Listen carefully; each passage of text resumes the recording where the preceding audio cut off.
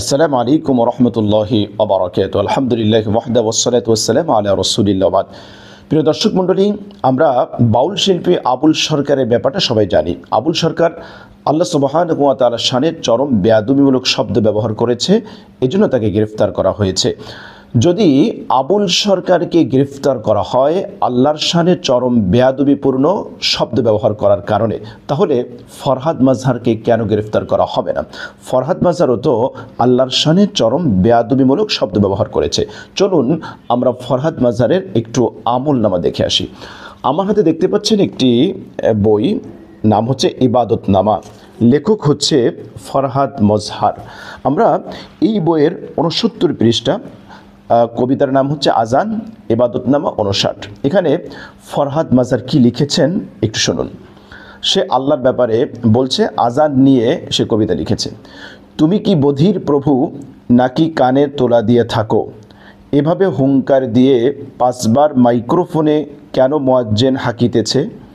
প্রেম কথা কে কয় চিৎকারে, দুনিয়া কাঁপিয়ে দিয়ে তোমাকে ধর্মের নামে ডাকা কোথা থেকে এলো প্রভু?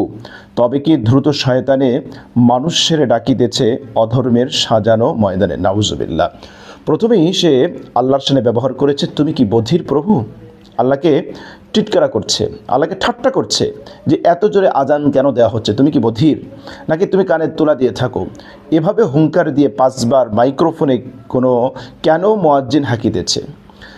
প্রেম কথা কে কয় চিৎকারে, আজান কি প্রেম কথা? এই বুড়ো শয়তানের কি এতটুকু জ্ঞান নেই যে আজান হচ্ছে অ্যানাউন্সমেন্ট, ঘোষণা। আজান মানেই হচ্ছে ঘোষণা দেওয়া, অ্যানাউন্সমেন্ট। আজান তো প্রেম কথা নয়। প্রেম কথা হচ্ছে আল্লাহকে কেউ মোনাজাতের মাধ্যমে ডাকে, আল্লাহর জিকির করে, আল্লাহর সাথে কথোপকথন করে, সেটা হচ্ছে আল্লাহর সাথে প্রেম কথা। আল্লাহর সাথে নিজের ভালো লাগার বিষয়ে চাওয়া পাওয়া, মোনাজাত, যেটাকে কানে কানে কথা বলে। কিন্তু আজান হচ্ছে অ্যানাউন্সমেন্ট, অ্যানাউন্স করা, ঘোষণা দেওয়া। তো এটাকে প্রেম কথা বলে চালিয়ে দিল এই বুড়া শয়তান। এই বুড়া শয়তানের কি এতটুকু কমন সেন্স নাই? এরা আসলে নিজেদেরকে কি মনে করে? নিজেদেরকে দার্শনিক মনে করে। আজান এটা হচ্ছে ঘোষণা দেওয়া, এতটুকু বেসিক, এতটুকু ন্যূনতম জ্ঞান যার নাই, সে আবার ইসলাম নিয়ে, সে আবার বিভিন্ন পরিভাষা নিয়ে কথা বলে। এত বড় ধৃষ্টতা ফরহাদ মাজহারকে কে দিয়েছে? সে আল্লাহর সামনে প্রথমেই ব্যবহার করেছে তুমি কি বধির, নাকি কানে তোলা দিয়েছ? এত জোরে জোরে কেন তোমাকে ডাকা লাগবে? আরে বেকুফ, আজানে তো আল্লাহকে ডাকে না, আজানের মাধ্যমে মানুষকে নামাজের দিকে ডাকা হয়। আর আজান যদি জোরে না দেওয়া হয় তাহলে মানুষ শুনবে কেমনে? এতটুকু কমন সেন্স, এতটুকু বুদ্ধিও কি নাই? আসলে ওই মাজারে গিয়ে সিদ্ধি সেবন করলে বুদ্ধি তো মাথায় থাকবে না, বুদ্ধি নামবে হাঁটুতে। এটা তার লেখনীতে ফুটে উঠেছে। আজানের মাধ্যমে কি আল্লাহকে ডাকে? আল্লাহকে ডাকার জন্য তো আজান না, আজানের মাধ্যমে মানুষকে নামাজের দিকে ডাকা হয়। এতটুকু জ্ঞান নেই।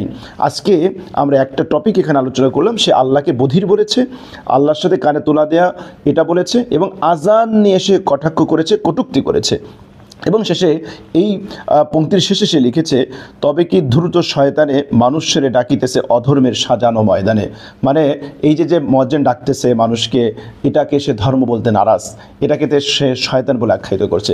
সুতরাং আমরা বলতে চাই যে যদি আবুল সরকার আল্লাহর শানে চরম বেয়াদবিমূলক শব্দ ব্যবহার করার কারণে তাকে গ্রেফতার করা হয়, তাহলে ফরহাদ মাজহারকে কেন গ্রেফতার করা হবে না? অবিলম্বে তাকেও গ্রেফতার করা হোক।